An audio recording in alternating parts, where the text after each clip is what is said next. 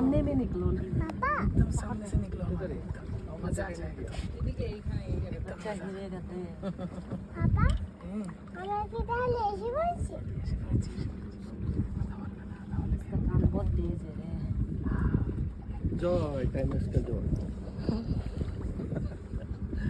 मैं वीडियो में बोल रहा हूँ ना आप